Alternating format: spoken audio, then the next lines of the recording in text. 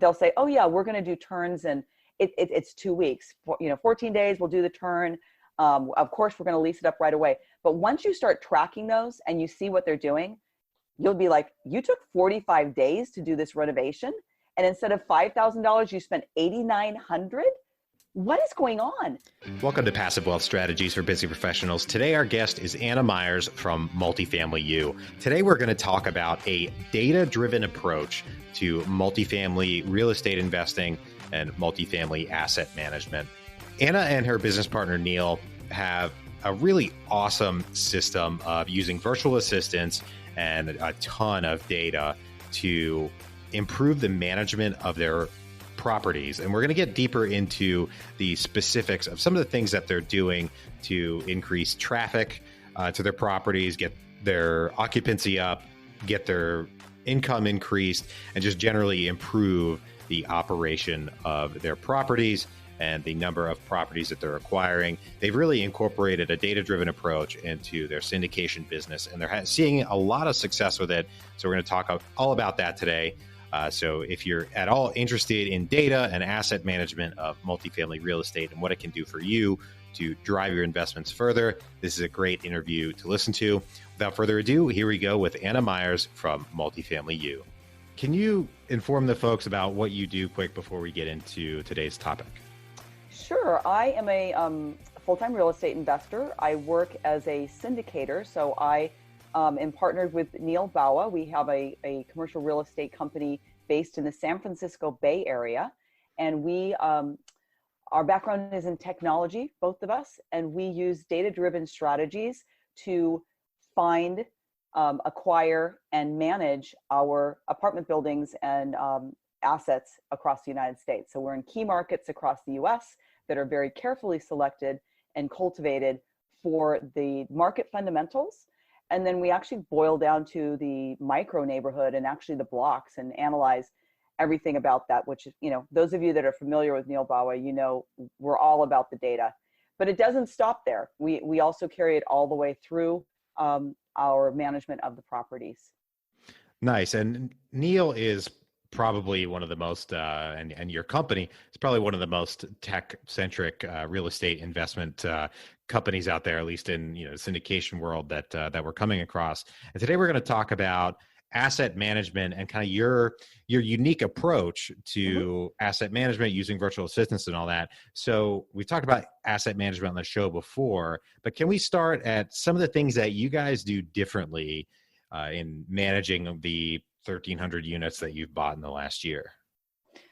Sure. So one thing that's a little different about us is that we work with various operating partners, again, very carefully selected. We're in key markets. And then those operating partners have, we've got different property managers. So we don't have a single property manager over all of our portfolio, nor do we have a set staff that's the same asset managers, the same teams across all of our. So we're integrating with multiple technologies that we've got 5 value adds right now and 4 new construction that are, under construction. So the 5 value adds, the 5 property managers on those properties are using 5 different softwares, like every software you can think of, Buildium, Appfolio, Yardi, ResMan, it's like every flavor out there. So it's challenging as technologists to be like, well, we're going to do this because we have to interface with their technologies. So we use Google, we create what we call trackers. And we've got these very specific trackers that we use, and we have our property managers fill in a bunch of this data. So that's the first thing, is we need data in order to asset manage our properties. Very first thing, we need intelligence, right? So we've created consistent trackers for various things, and because they're filling in those same trackers, then we're able to extrapolate that data into charts and understand trends for each of our property. So for example, we have a Monday morning report, which is a pretty common concept out there. So we've got our Google sheet that requires that information. I think one of the things that we layer onto our Monday morning report, of course, it's a very detailed, in-depth one. But one thing we've layered onto it is Neal's concept of LASAL. If any of you out there have heard about that, yeah, it's LASAL, and that's about traffic sources. So and this is where we leverage our virtual assistants. So what we want to do is we have ways where we are going to 10x the number of leads coming into a property so that we can, on the other side, on the other end of the L, improve the number of leases that are coming out the other side. So we've got so we've got various hacks. I mean, I have to tell you, Neal has hacked the heck out of how to do marketing advertising for apartments. So he literally hired a hacker many years ago and came up with all these various techniques, and they change over time, right? Technology changes.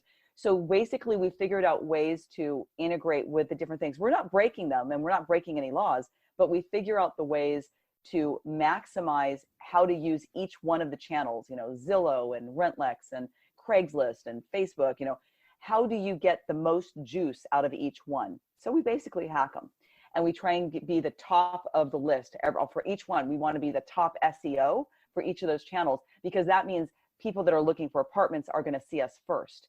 And we also like to have a lot of advertisements out there, so they might not realize that they're seeing our ads 17 times because we're using different pictures. But again, it leads to more ads. So all of these different strategies that we're using, and by the way, our virtual assistants are the ones that are out there putting in all these ads and refreshing the ads and changing the pictures and doing all the techniques, the so-called hacking techniques in the background, the data-centric things you need to do to keep tweaking to juice those advertisements. That creates a ton of leads for the property manager. Now let's look at a comparison. For example, we had a property in Atlanta, and property managers in those softwares, they can basically just push a button and it puts out advertisements. They're like, oh, I've got this. That my software does it for me, and we're like, yeah, okay. So we've had Monday morning report. How many leads did you get this week? I got 25 leads. We turned on mega marketing, and the following week we had 200 leads in a week on that one property. That is the power of mega marketing. So they thought the 25 was great, but 25 is hardly going to, you've got an apartment building that's 200 units that you need to keep filled up. 25 leads is not enough, because most of those people aren't even going to qualify, so to speak. So you need a lot of leads coming in. And after the next one, you've got leads. The next one is appointments. So because we have so many leads coming in, the property manager's like, I can't even, the phone is ringing off the hook. My email box is full. You guys are sending me so many leads. I don't know what to do. So we've got a solution for that. Again, it's virtual assistants. So we are bringing in our CSR, our customer service rep, and they are actually managing those leads. So we plug our CSR into the property manager's structure. They're actually inputting into Yardi and Appfolio and Buildium. They're actually interacting with these systems to create the guest cards and to book the appointments. They're calling, they're emailing, they're getting those appointments booked right away. As soon as somebody pushes that, creates that lead and sends that email, my CSR is on the job. She wants to get that person booked for an appointment before they even have a chance to continue looking at other advertisements, right? Because that's what it's all about. You want to call them right back and stop them dead in their tracks. And they're like, oh, great, I've got an apartment. I'm going to go look at that other apartment. So those are some of the ways, and without having a virtual assistant, your property manager just doesn't have time to do these things, right? So I don't know how anyone else would do it without having an army like we do in the background.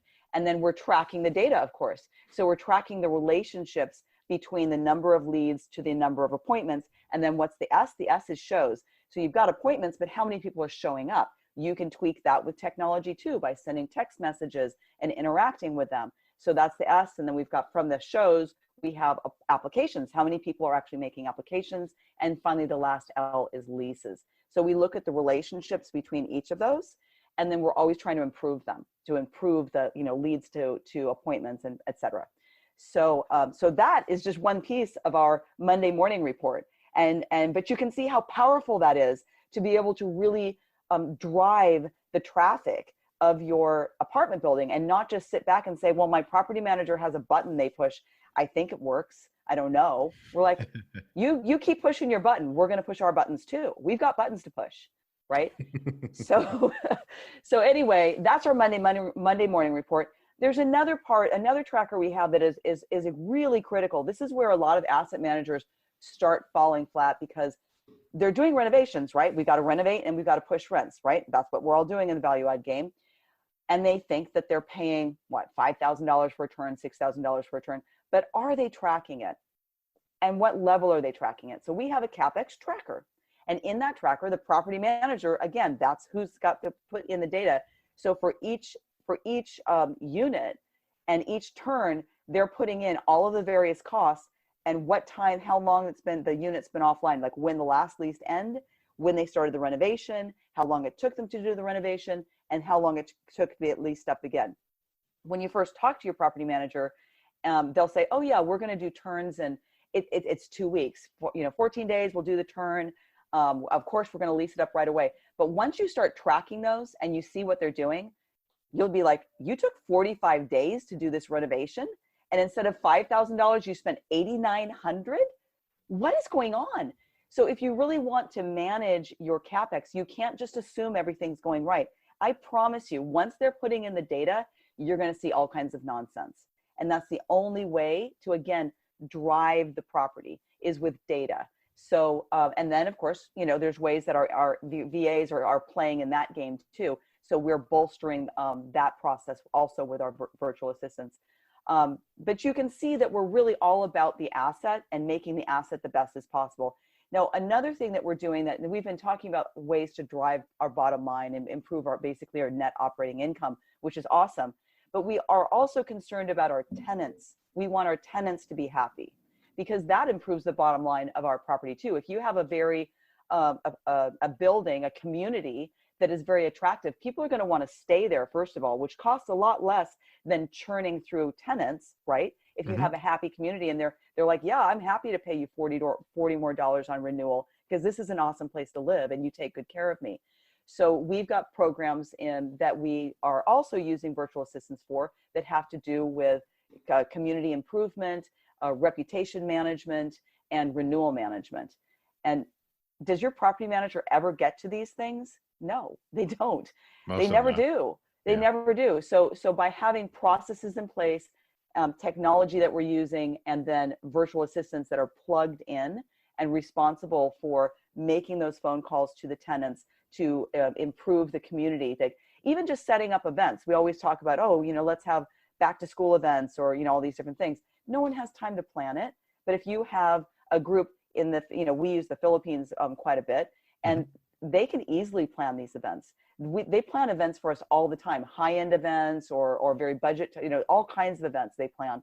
So they're great at being able to pick decor and come up with themes and basically do everything that the property manager has no time to do, to make it easy for the property manager to do their job, which is focusing on the face-to-face relationships that they're fostering in their community and, directly handling things. One other element, which we haven't discussed yet, which virtual assistants can play a very key role in, is delinquency management. So as you can imagine, again, property managers have very little time. Are they doing all of the touch points necessary to really drive delinquency management down? And the answer is usually no. So this is another role that virtual assistants can step into. Of course, a VA can't go and knock on the door. Right. But, so there's certain steps that, of course, the on-site staff has to be doing. But there's a lot of stuff that can be happening in the background with off-site resources to make sure that you're really working as a team to drive down the delinquency management and to understand what's going on with that tenant. Maybe that tenant, needs more touch points because they're struggling with their job and they need to be connected with local resources to help get them through that month. So, it's just being very efficient with our resources so that we can create a great community for our tenants and a great asset for our investors. Are you a real estate investor looking to earn more money in less time? We've compiled the 5 things holding you back in real estate in a quick 2-page document, which you can get for free by texting real estate to 31996. That's 2 words. Text real estate to 31996. To learn the top 5 things holding you back as a real estate investor, text real estate to 31996. That's all great. I mean, there are a lot of solutions that you've implemented here, and I'm curious, what are the solutions or the techniques that you found are the highest ROI in this data-driven asset management world? I mean, there's quite a few things here. They're going to have a range of returns. I mean, Right. driving down delinquencies is great. We got to get paid. But if Right. you don't have a lot of delinquencies, then there's not maybe a huge ROI on that, or for example. But what's the biggest bang for your buck in this? Well, I mean, I think for a lot of times it's occupancy, right? So if your market occupancy is, 93%, and by using mega marketing and mega leasing, you can drive your occupancy consistently to 96, 97. That's a huge difference on your NOI, on your bottom line. And then also you can use virtual assistants to be selling these other income ideas that we have, like, oh, let's sell, covered parking, and let's get washer and dryers in there. Well, that takes salespeople, right, to continue to have touch points. So other income can be increased through this avenue as well. So I think occupancy and keeping occupancy high, and keeping your other income sources, always continuing to work that, and in a way that's actually doable. Other income, people have these great ideas, but somehow they never get implemented. You ever see that? Like on the underwriting, the pro forma is like, looks great. But when you look at it in the actual time frame, it's like, hey, property manager, you're supposed to be achieving this other income. That was what we were budgeted for. You're so far below this. Well, why is that? Oftentimes it comes down to time. They just don't have time to be making those calls and basically selling those services to their tenants. So I'm curious about this delinquency system. I mean, are your systems generating some kind of signal that say, hey, this tenant is delinquent? Okay, we put them on a log, and they're going to get a phone call from one of our VAs that's going to say, hey, just to remind you, your rent's due. Yeah. Yeah. So there's a process that you want in every community. There's, best practices that have to do with, that of course have to be in alignment with the local laws and the local tenant regulations. I mean, obviously we're doing everything in alignment with that. So, on what day is, so you're going to send out your reminders, sending out reminders, that can be done virtually. It doesn't have to be done by your property manager. Our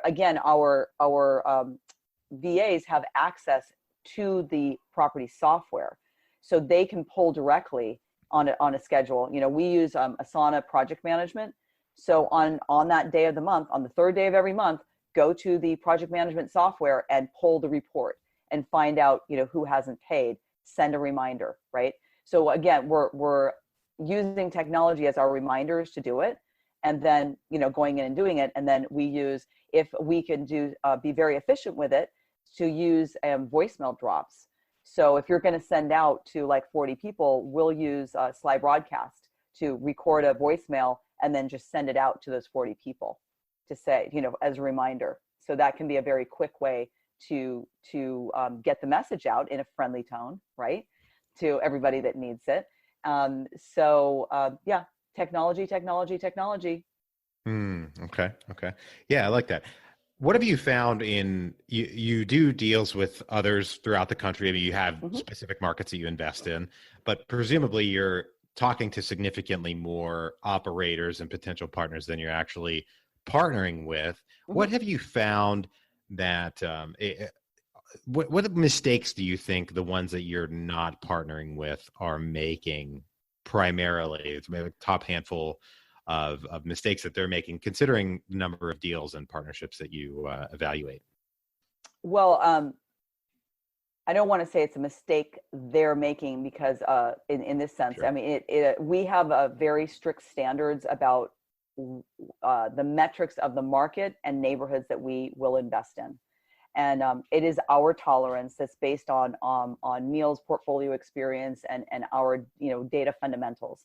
So different people have different tolerances, or maybe just aren't even aware of these things. So I'd say the number one thing that we'll turn away a deal is if it doesn't meet our metrics. So we're all about, population has to be growing in the metro, job growth has to be over 2%, very strong.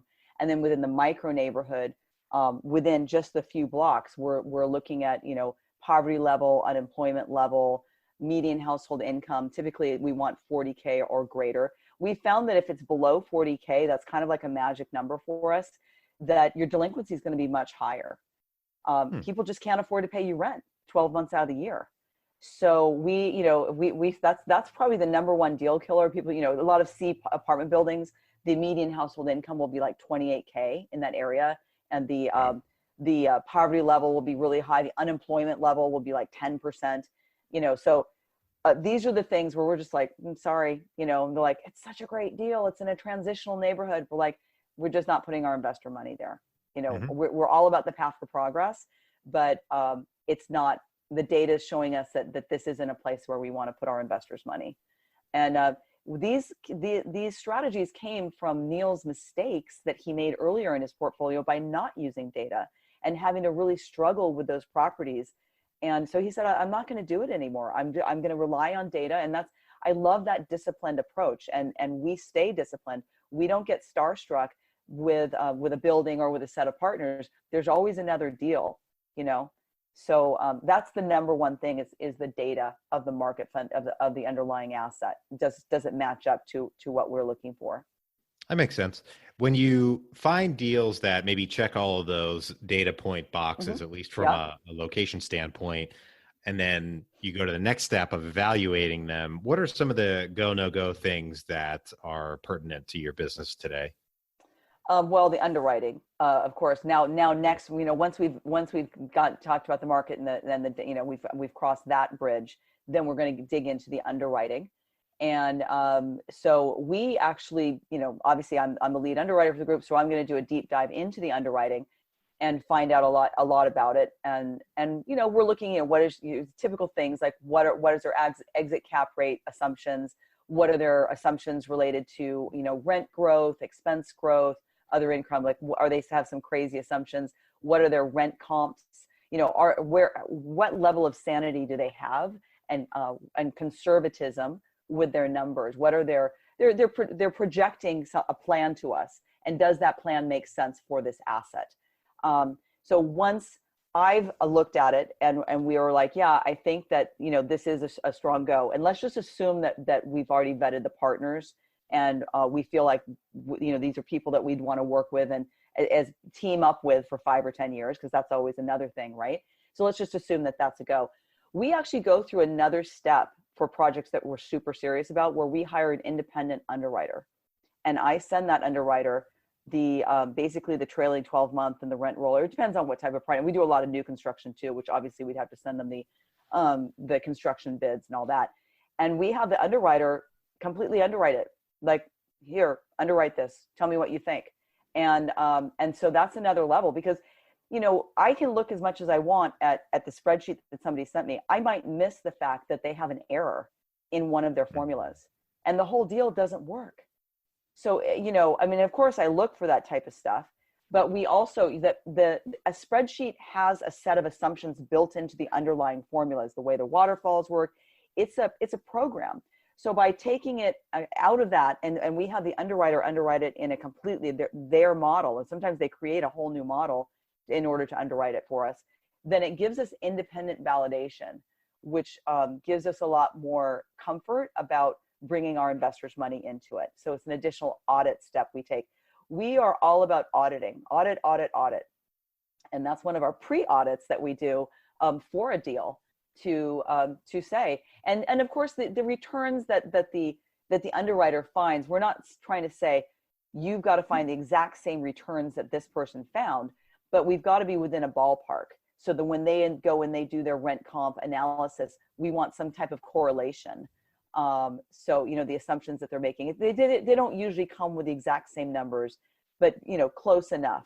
But if they come back and they say, this deal, there's no way this deal can work, and here's Sure. why, then that's going to give us pause. So it's a level of due diligence that we do on the underwriting side before we'd even take on a deal.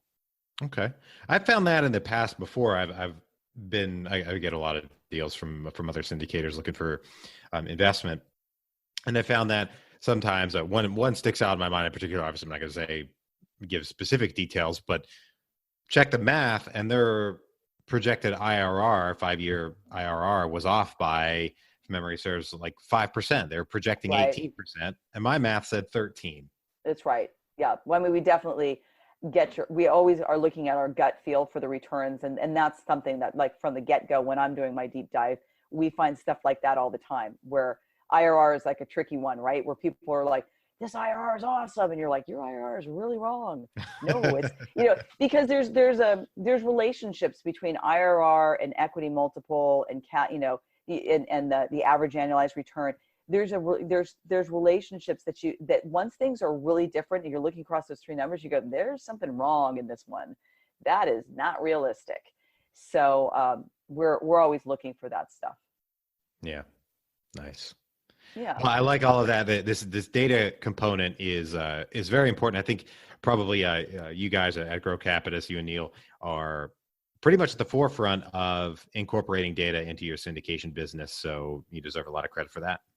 Well, thanks. We all encourage everybody to do the same thing. We're not trying to be the only ones out there doing it, because I think it's better for everybody. And so, we do teach, basically how we do it. Everything that we do, we teach in a boot camp. So we teach 4 times a year. So for syndicators out there, and we've got lots of free content also on multifamilyU.com. So it's not something that we're like, it's our secret sauce and you can't know anything about it. We're like, come on, we'll teach you everything about it, because we just have an abundance mindset.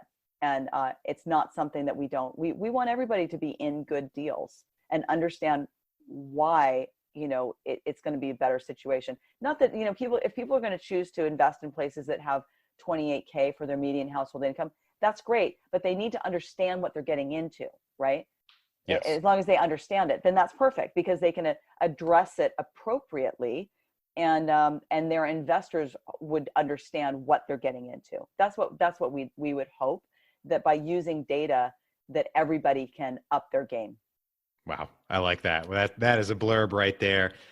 We're going to take a quick break for our sponsor. Want daily interviews with real estate investors and none of the fluff?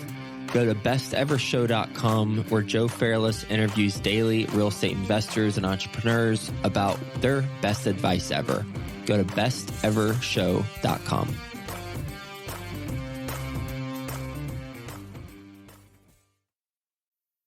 All right, Anna, I got 3 questions I ask every guest on the show at the end of the show. Are you ready? Sure. I'm ready. All right, great. I think you are. First one, what is the best investment that you've ever made? The best investment I ever made was a $200 boot camp. And I was all about learning, and I was really digging deep. I was closing down. I was actually a full-time photographer for 18 years, by the way. I had a tech career for 18 years, and then I had a photography career for 18 years. Wow. That's a whole long story, right? But anyway, I was actively moving into real estate full-time. So I was only working in my studio like 3 days a week, and was spending the other 4 days a week in educating and expanding my real estate portfolio. And I was trying to, at that point, I was like, I've got to scale into multifamily. So I paid $200 for a February e-boot camp in 2018 with Neal Bawa. Nice. And I'd seen him speak on stage at a conference, and I'm like, this guy, I totally get this guy. Like, he was talking all data, and I'm like the spreadsheet queen, like especially trying to find markets. So I took his class, and in the class, he was like, hey, I need somebody to help write a deal analyzer. And of course, I was like, me, I've been a programmer, financial programmer for years, so a lot of people volunteered. So I talked to Neal on the phone, because we had one-on-ones with all the boot camp students. And I said, by the way, I want you to know my background in programming and managing teams remotely. I've got a very expansive career in this. And he says, great, you're my lead. And so I was like, oh, okay. No problem. I can be the lead. So I basically was managing this group of people, all these volunteers, right, to create a deal analyzer to analyze, multifamily value add. And I was interacting with Neal over email and updating him on the project. And after a few weeks of going back and forth and giving him updates, he emails me back and he says, I want you to know, I don't care if this deal analyzer ever gets made. I want to work with you. And I'm like, what? That is crazy. So anyway, that was the beginning. I came on to Grocapitus as a acquisition specialist, and I was analyzing markets, which I love. I love being a demographer, and it's just, I love that stuff. And doing underwriting, right, of multifamily across the U.S. Fast forward, within 8 months, I was the vice president of the company. So I would say that the best that $200 was probably the best investment I've made in my real estate career, because it's gotten me where I am. Of course, a lot of things led up to that. And I've got a pretty broad skill set, which is why I was able to scale so fast within the company. But yeah, that $200, that was a game changer for me. Nice. I like that. On the other side of that best investment coin, we have the worst investment you ever made. What is the worst investment that you've ever made? Okay, the worst investment I ever made. Okay, so the worst investment I ever made, again, so I live in California, for those of you that aren't aware. And so I'm born and raised, and I've been a real estate investor for a long time, and I've always been about data and markets, but it's hard to figure this stuff out on your own, and I've always been trying. And so it was, I needed to invest. I needed to do a 1031. My brother's a forensic architect, actually was working near Katrina in Diamond Head, Mississippi, after the hurricane. And there was this huge onslaught of people that were living in this community. It was raised up so that because it was higher up, there was no flooding. And so there was a lot of people that had moved there, and all the contractors and people that were now working to fix the area were living in this beautiful place. It's got like a golf resort or something. And so my brother was living there, working there for his business during the time for this project. And he was like, yeah, there's good houses you can buy here. The rent's fantastic. You're basically going to be renting to contractors and all these type of people. So I said, fantastic. So I bought a house there at my brother's recommendation. He's a smart guy. He bought a house there himself too, to rent out. So what happened was, I didn't look at the data. Okay. So what started happening was, when I bought it on close, the insurance changed in the area related to Katrina. And my brother closed his first, and he didn't have this issue. But when it came to mine, they said, oh, now to insure it, there's this new wind and hail thing that they've changed. And it was incredibly expensive. Well, I should have walked away from the deal, because that basically made my numbers not work. But this was a long time ago. And I was just like, I felt the pressure of the 1031, right? And I was just like, and then the person that I was buying from, they said, oh, I'll pay half of it. Well, that was pretty smart on their side, right? They got out of town, and I ended up, continuing to buy the asset. Well, that changed the entire community, because everybody that was buying had to pay this incredibly high insurance tax for wind and hail, and nobody could afford it. Like, it was like a third of the cost of the housing. So it was like 2/3 was your mortgage, and another third was astronomically high. So now the rentals weren't worth it. The entire community just died on the vine, and everybody just ended up leaving. There was all these foreclosures that were going on. So what did that do to my property?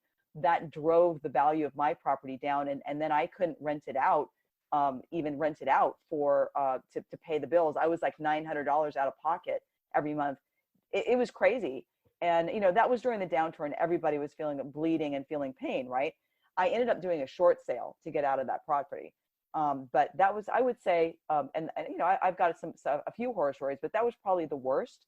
And if I had really done more research, I can't blame my brother, because he was that guy that was like, hey, this looks like a good thing. But I didn't do enough due diligence on my own to understand what was the impact of the hurricane on the community and on the area, and how did it affect insurance. Insurance is huge. I mean, that's one thing I learned from there. Be scared of insurance and do your due diligence to find out what the insurance costs are going to be, right? And then I just didn't understand the underlying tenant base, and I just didn't do my due diligence related to data, and that really caused me to go through a short sale. And now of course my credit's all recovered and I'm fine, and it's better to do a short sale than a foreclosure. At least I was able to accomplish that. But it was one of those down parts of a real estate investor's career. Ouch. Tough lesson learned, but you emerged, victorious in a way. My favorite question here at the end of the show is, what is the most important lesson that you've learned in investing? Oh, so I think the most important lesson, I think I've said it many times already, is use data. So, that data is your friend, and you need to understand the underlying data fundamentals of a deal. Not just the numbers in an underwriting spreadsheet. You need to dig deeper than that. So data will steer you the right way, and it will steer you away from the wrong deals. And, trust it. Numbers don't lie. That's my one of my favorite quotes. They don't. Numbers don't lie. As long as there's not errors in the formulas. Check the formulas, right? They don't lie as long as they're not based on an erroneous formula. Absolutely. Your underwriting spreadsheet at the end of the day is a culmination of a number of assumptions that you're making, both in terms of the inputs that you're putting in and the formulas that actually make up the sheet itself.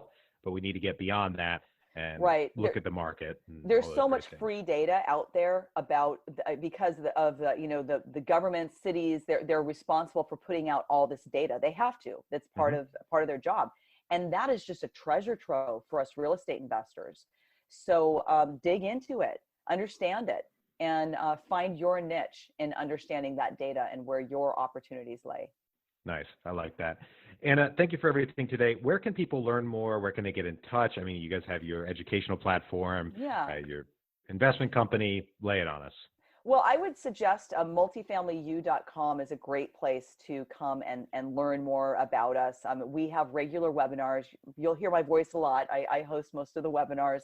And we've got tons of material that's there. It's all free. You can go, watch the previous webinars that we've done and join us in our future webinars. So that is a great place to start, and hope to see you all there. I love seeing people in the chat box, chatting, asking questions. I love learning along with everybody else. Great.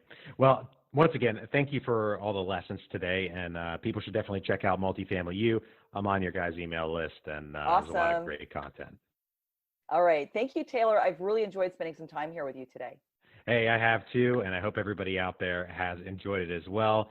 To everybody out there listening, and thank you for tuning in. If you're enjoying the show, please leave us a rating and review on iTunes. It's a very big help. If you know anyone that could use a little bit more passive wealth in their lives, please share the show with them and get them involved. And once again, thank you, Anna, for joining us today. You're welcome. Thank you.